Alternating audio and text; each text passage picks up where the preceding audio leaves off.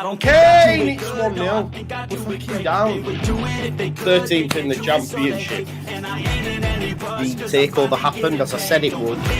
People will be. Oh, when have we got Leeds?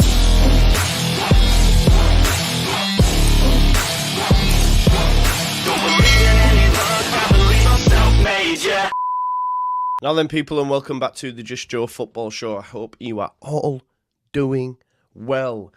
We are here today, really, look, Paraag Marathe gave Leeds United yesterday a small little piece for the website that me and Lockie discussed last night. Get into that if you haven't. Loads of videos out yesterday. Same probably today, because, football doesn't stop. It was only, 3 days since we were dumped away from the Premier League, staying in the Championship. But of course, we heard from Angus. Well, I was able to bring you some information that was shared around the club from Angus. Then Paraag Marathe did something official. And now he's done long pieces with all the top-tier journalists, Baron Cross, Graham Smith and Phil Hay of The Athletic. So we're going to be touching on a load of the major points that he brought to the table or was asked questions on. These being Daniel Farke's future, which we know now, player sales, Archie Gray in particular. Of course, the journals were like, let's find out about Archie, because I think we've all come to terms with Somerville Nonto, maybe some others, but Archie Gray were like, nah, build the team around this guy. Profit and sustainability pressures, returning loanees, transfer fees owed, the finances, the 190 million that we keep seeing, stadium plans, loads for us to get into, right? Before we do, though, like I say, as always, please smash a like on this video, subscribe to the channel, get your comments in, and, of course, hit that notification bell. One thing I want to say as well, which I've been seeing in my comments for a while, two things, actually. The whole went to buy a TV at Curry's to watch the Premier League opened at no Leeds. How old are you? When was that joke dated? Are you living in the 80s or the 90s? It's 2024, people. Please, it's lame. It's boring. Do better. Come up with some new material is all I will say. I was hearing that in junior school, man. I'm 36. Do you know what I mean? Get some new material. Two, the fan base has become very spoiled, in my opinion. This whole, when's the 90-point trophies parade? Please, we're not Liverpool, we're not Manchester United, we're not City, we're not Chelsea. We can't get involved in these top six banterish conversations. We're Leeds United, right? That's the kind of rhetoric that gets thrown at, like, Arsenal fans. Yeah, but you finished second, you got no to show for it. Listen, 90 points is a fantastic season for Leeds United. Yes, we didn't go up, right? But in Farke's first season in charge, he got 90 points. We went on a, not one, not two, but 3-month unbeaten run, which included 13 victories during that time. We kept copious amounts of clean sheets. And people are still saying we can do better. We are better. Like, I just think it's wild. It's spoiled. It's spoiled is what it is. Please don't take that personal, but it's just frustrating for me seeing it in the comments. I'm like, what have we become? What have we become? Like, and people could talk about, oh, we keep the standards of the football club high and all this sort of stuff. What standards? No disrespect. I ask you, what standards? I understand an Arsenal fan saying this. I can understand even our biggest rivals, Manchester United fans, saying this. When was the last bit of success that you experienced as a fan? Okay, if you're from the Revy era and all that, I get it. But to say we're keeping standards, we want them high after getting 90 points in a season, 3 months unbeaten and 13 league victories. I think that's very good standards for Leeds United, who languished in the Championship for 16 years, some of them that were in League One. I mean, where was the vitriol then outside Ellen Road saying we want the standards? Do you know what I mean? I just think we're getting a little bit ahead of ourselves. Farke says it all the time, you know. There's teams in the Championship that have spent more time in the Premier League than us in the last 2 decades. So I think we need to sometimes recognise that. We came up against the Leicester side that have had success, that have won a Premier League, that have won an FA Cup, that over the last decade could maybe talk about standards, have been in the Champions League. And I know, I hear you, but we're Leeds United. No, I get that. I do, I hear you. But I think we're being overly harsh on Daniel Farke for what was a good season, a successful season. Okay, success is, success is marred by like trophies, promotions, etc. I hear you. I do. But I just think we're being a little bit unfair. Ipswich, a juggernaut, back-to-back promotions. What can you do? Top coach who's wanted by top teams. Whether or not you think that's too early for him, he's staying anyway. But we'll see, won't we? Now, one thing I will say, going into next season, we need to win the league. We need to definitely finish top 2, at a minimum for me. At a minimum. Because Farke has shown us you can get 90 points, go on a 3-month unbeaten run, have the most clean sheets, all this sort of stuff. Miss out on the final day, miss out on the playoffs, so you were there, pubic hair away, now go and do it. Because as we're going to get into in Paraag's piece, he speaks about the fact that, it was 12 days before training started when Farke came in. There was so much upheaval at the football club. Now we don't have any of that. Even Paraag's spoken about that. So there are no excuses. There is no context, whereas last season there was. So the fact that Daniel Farke did what he did, based on all that context, that's why I say good success. You did well, yeah? You have to apply this. But yeah, listen, if someone wants to put together a 90-point, and all these people actually that say, but who are you gonna get that's better than this man? Who by the end of this season will be factual the most successful manager at this level in terms of wins. Factual, the best. Who are you getting? Don't talk to me about people like Steve Cooper, please. Please. Come on now. It's crazy. I'm sorry, it is. It is crazy. Yeah.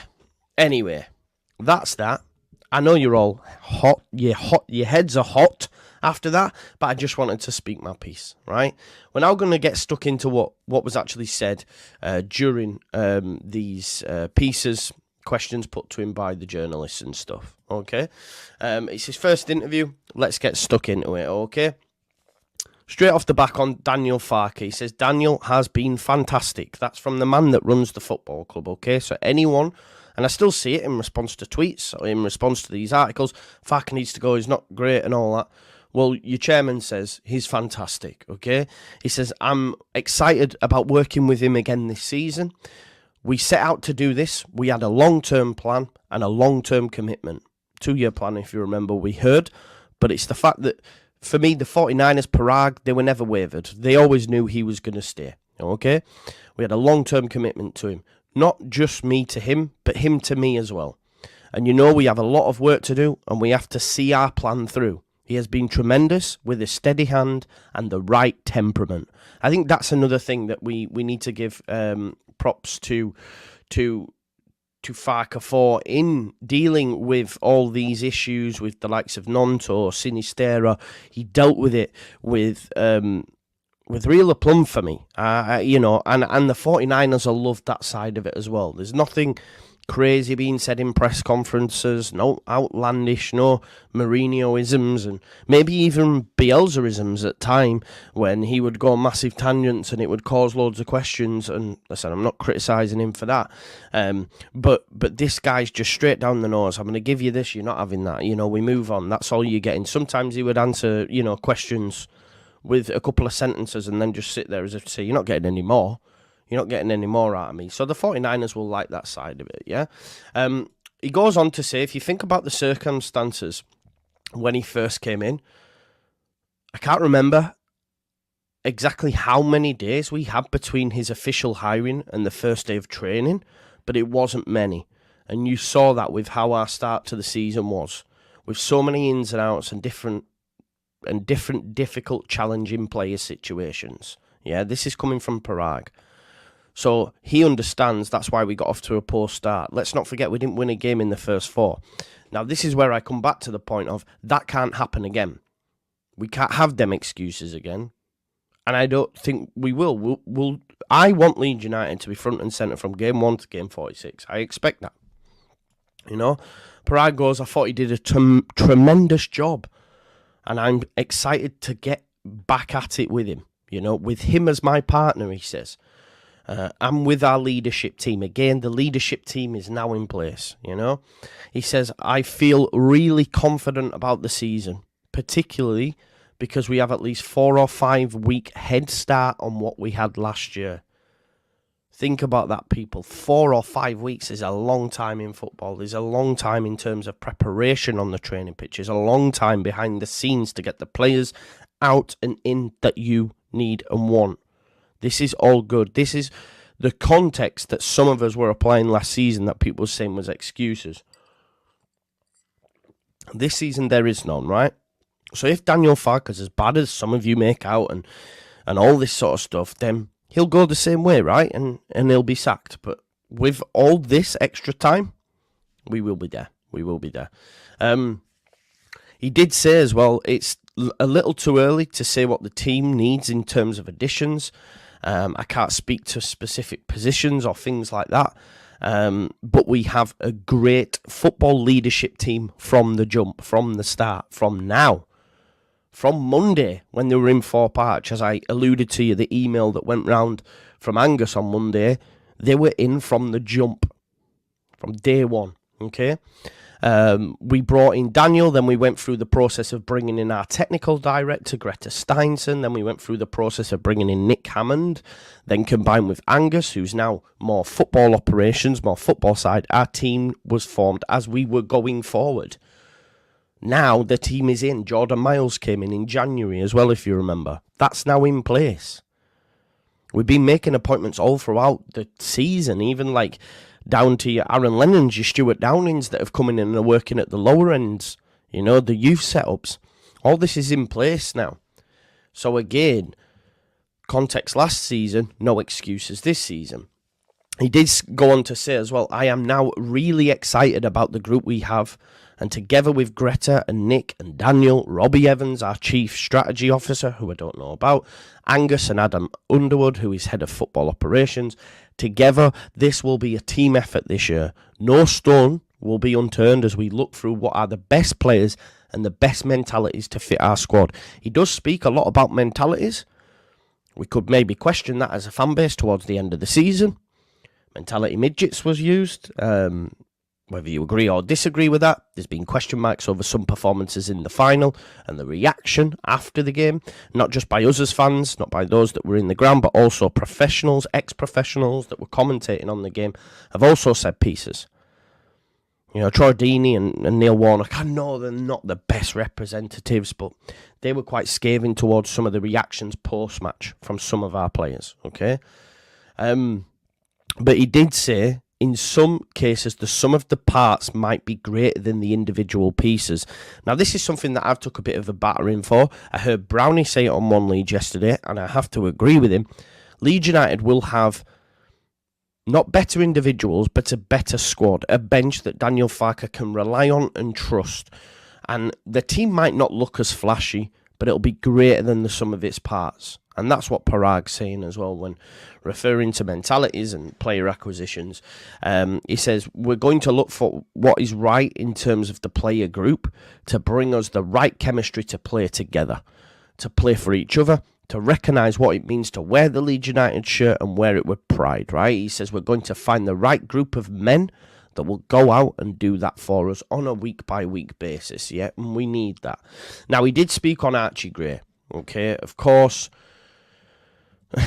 the journalist knew not to speak on Somerville, knew not to speak on Nonto, because guess what? We've all come to terms with that fact. Archie Gray, though, Rutter, we want these players to stay, but Archie Gray is synonymous with Leeds United. You know, I don't want to have to take this down. His family is synonymous with Leeds United. He's a generational talent. We want him to stay, right? But Paraag can offer no guarantees. He he basically, there's a number of things of what he said, but let's get into the crux of it, okay? So, we know that he bought the club from Rads last season, and obviously there were issues with profit and sustainability, and that then provides a backdrop to discussions about players' futures, right? And he did say, that ultimately players will need to be sold. It's a necessary part of the summer business in order to keep Leeds P&S compliant. We are P&S compliant now. We'll speak about some of the stuff that Paraag said. I did a video on it yesterday. This isn't we need to sell Archie now to ensure that no issues there. But does also understand if down the line and you get a massive a massive bid, it could help, But like in Graham Smith's piece, and like I said, there was one on Leeds Live with Baron Cross and one with Phil Hay of The Athletic. He did say what I've just said there about supporters mentally preparing themselves for exits of Somerville and Nonto, but Gray is the real sticking point. Why? Well, he's a Leeds fan. His family and advisors know Leeds is one club that will guarantee him game time. It's a crucial point of his development, but let's not forget Jude left. Jude left at around about his age, went to Dortmund, now he's playing in the Champions League final this Saturday for Real Madrid, okay? So it's not the be-all and end-all in terms of staying with your boyhood club, because, there are success stories out there. There are also unsuccessful stories, but if you look at Jude, and I'd imagine Archie Gray looks to Jude as a, not idol's the right word, but someone to emulate. Look at what Jude did. I can do that. I want to do that, Obviously played 44 championship games for us this season. Played in every minute of the playoffs. And he's undoubtedly one player that the fan base want to keep hold of. Of course we do. Forever if we could, But Marathe wasn't really drawn on specifics on Gray. But he didn't rule out the possibility of a move. This is the key point. He did say it's a little too early for me to answer specific questions. It's still, only 36 hours after the final, so I can't talk on specific players right now. But he did say, and caveated it, if I can paint the big picture for you, there are certain things that we need to do, and we will make sure we are fully compliant with P&S, as we always have been. This is something that he maintained. He spoke about making sure that when we put the team together, it will be done legally. There will be no cutting corners. There won't be any cheating, and that's what it was. We're not going to be at a club where we're going to be potentially getting dot points. It's just not going to happen with these in charge, and that's fine. I don't want that. I don't want no cut, because you can roll the dice and cheat like clubs have and maybe get away with it, but knowing Leeds United, we'd be the one club that didn't get away with it. Let's not beat around the bush here. We wouldn't get away with it, and we'd end up fucking getting relegated or getting a further points deduction. You know how this story goes. That's what we do, people. But he just goes on to further reiterate and say, look, there are certain trade-offs that you have to make.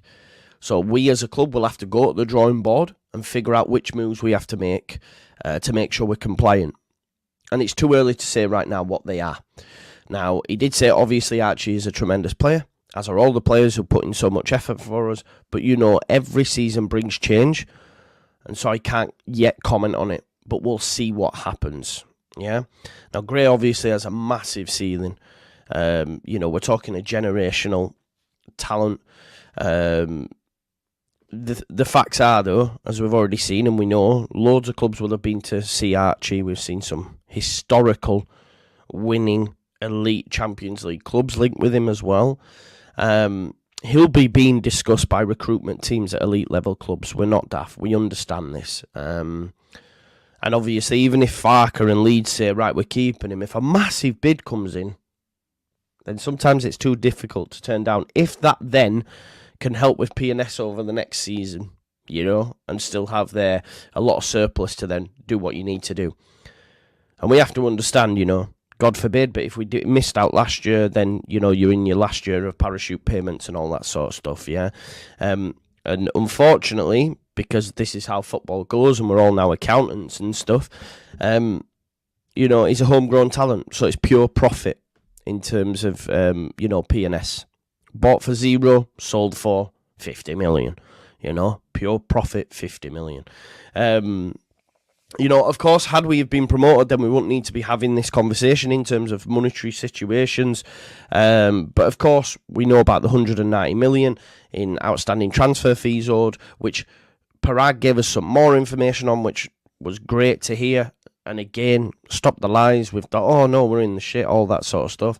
Marathe has confirmed that he is comfortable with the club's financial situation. And this is where Beren Cross did some great, I guess they all had the same interview, right? But it's just interesting which key parts the journalist took out from it. But Paraag spoke and mentioned about the 49ers knew. They knew they were inheriting a credit card debt. They'd be daft to take over a club and not know that, But he does say that those debts were incorporated into the 2023 takeover. Maybe that they got it at a reduced price due to these debts, right?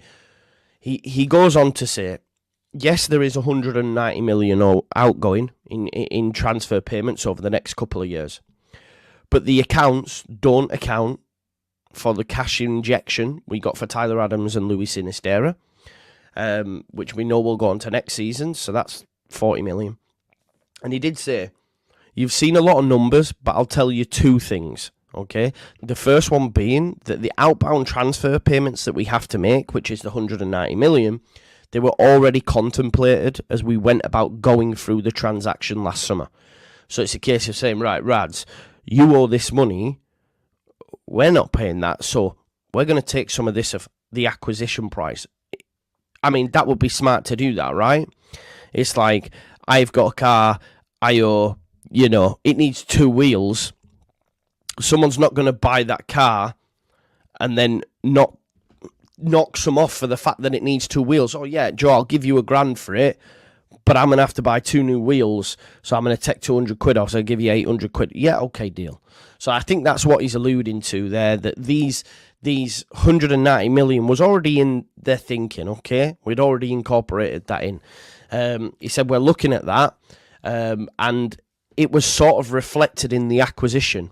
Yeah, we inherited a credit card bill, and we knew we had to take care of it. So he said, we made sure we had the investment up front.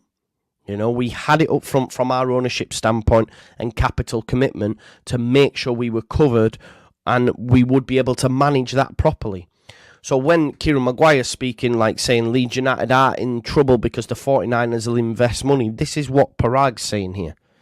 The fact that we have the capital, we have the cash set aside to make sure that we can cover that. We knew this was coming down the road if we didn't get promoted, so don't sweat it. And then he also said the second thing is the 190 million that you see don't show some of the inbound payments we also have. We know that we're only owed 2 million off historical transfers, but what he means by that is Tyler Adams and Luis Sinisterra that were sold in January. Okay, so he says there are inbound transfers coming from that. So the net is already a little bit lower than what was reported. But again, we have what we need to be competitive. So the net being reported of 190 million is already lower because we have January's sales of Sinisterra and Adams coming in. So you're not 40 million off. Okay, it's 150 now. But he did also say we also have what we need to be competitive. I.e., as an ownership group, we knew this was coming. So we made sure we had the capital from the investors to cover that. Okay? Now, he did say we'll shape the squad accordingly based on P&S, and that means player sales, right? But then he did also say, will we have some inbounds? Yes, absolutely.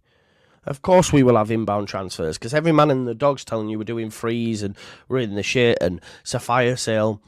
Yes, there may be some sales. There may just be capital put in. We understand Somerville, Nonto, etc. we won't be able to keep. But if they can keep Gray from this piece, I think they will.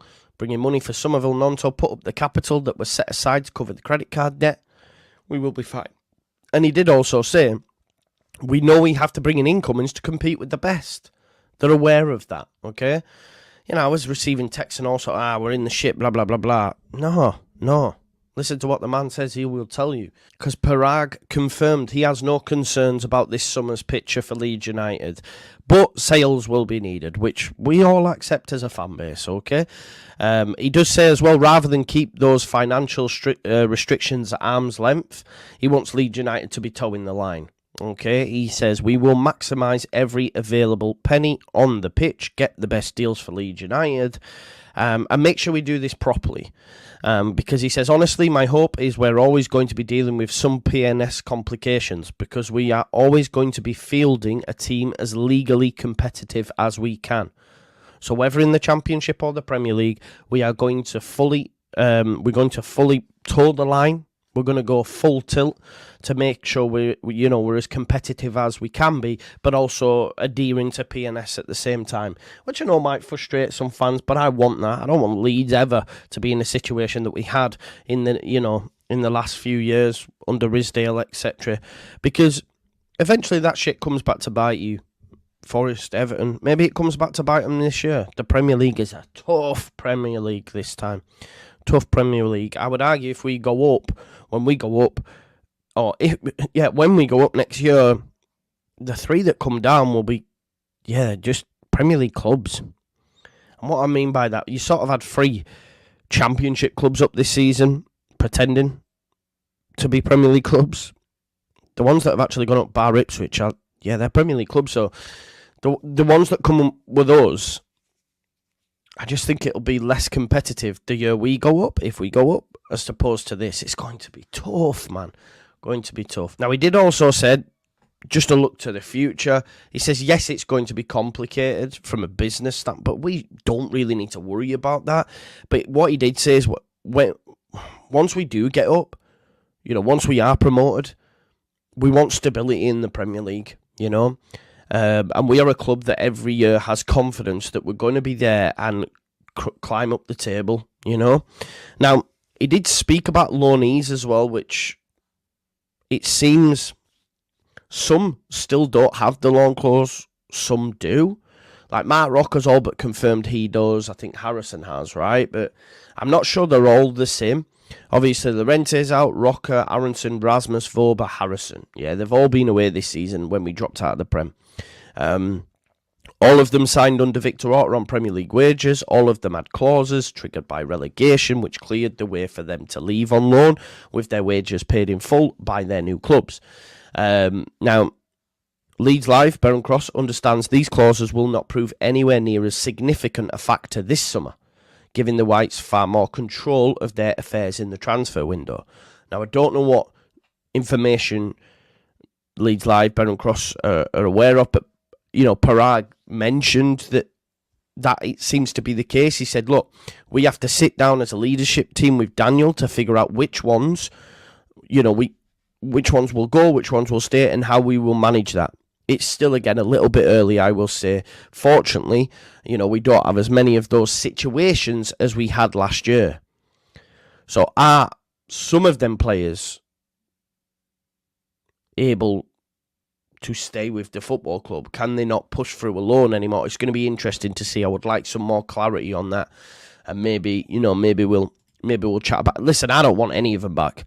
I don't, regardless. Because they stunk up the joint when they were here. They stunk up the joint in the summer, and no doubt they'd stink up the joint again.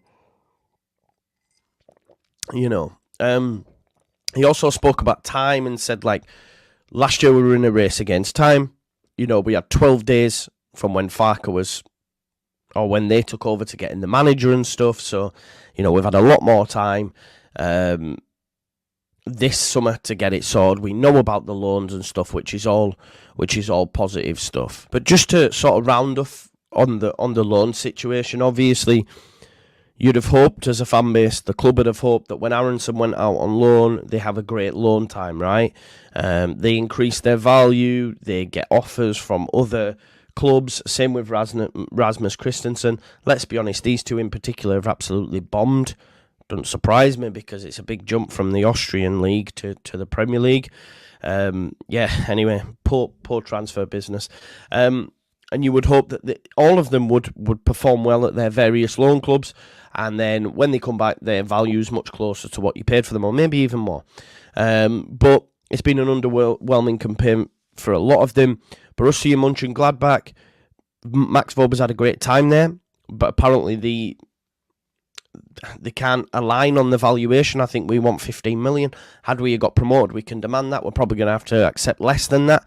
Maybe Borussia Mönchengladbach want to push it through, because obviously Max Wöber's at the Euros with Austria. If he's a great Euros, do they face competition? So this is something that we need to be aware of. But what's important is Paraag said, look, I'm not willing to concede. I am not willing to concede that there will or will not be a profit on certain players. So you know that this guy is going to be difficult to deal with, when selling players. And this is a good thing, because Andrea Radrizzani, for example, he'll be gone. Archie gone. All these players gone for next to nothing. Whereas Paraag, definitely, for me, has proved and shown that he's very good at his job, And he said, look, it's true, we know we inherited a credit card bill when we took it over. I've talked about it many times with you in the past, but we are ready, and whether somebody yields a profit or not, we're going to be fine. We're going to be able to do what we need to do to compete, to be the best team, or one of the best teams on the pitch this coming season. This is not just my hope, but my expectation.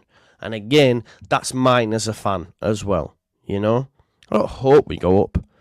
I expect us to go up. I don't hope we win the league. I expect us to win the league. I want to be front and centre from game 1 to game 46. And that's what Paraag will want from Farke as well. So there are no excuses now. He's basically saying this, coming out. Yeah, we've had all these issues, but we will be front and centre. Just to finish up, folks, I think just based on everything Paraag said, and you'll see little, video clips and all that throughout the day. All I'll say is it's all positive. The ownership's the best ownership we've had for a very long time. For me, we have the best man for the job in terms of getting us out of the division. Yeah, we're not going to be taking the piss out of anymore. Clubs aren't going to be able to, take the piss out of the club and get our players for next to nothing. That's not going to happen anymore. And that's why I think the majority of the fan base, having sampled a lot of content, listened to a lot of people, we're all pretty calm. And that is due to the fact that it didn't feel like this is shit or bust. This was not shit or bust for Leeds. Okay, we didn't go up. Not great. We dusted ourselves down.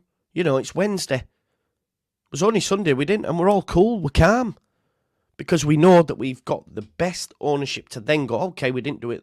We're going to do it this time. Under Radrizzani, there was always that, oh, God, if this don't go well. And thankfully we had, the GOAT in charge. Otherwise it wouldn't have gone well. I best believe. But with these guys, I'm totally cool, calm, collected with it. We have a great ownership and a great model underneath that, with players in the right, people in the right positions. Do you know what I mean? Before, it was a Premier League club run like a League One club. You had the gardener, the IT expert, and that shit's not going down now. We are run properly like a proper football club. And the interviews and the pieces and the sound bites from Paraag are all positive. They're all positive. So let me know, the live chat popping off, but let me know in the comments if you're watching it back. I'm all positive about it. Please smash a like on the video as well. Subscribe to the channel, get your comments in, and of course hit that notification bell. You'll probably see me later on tonight. It's the holidays, so I've got my kids, so busy and all that jazz, but I'll do something later on tonight if there is something for us to get our teeth into. But listen, I hope you've had a good morning. Enjoy the rest of your day, and I'll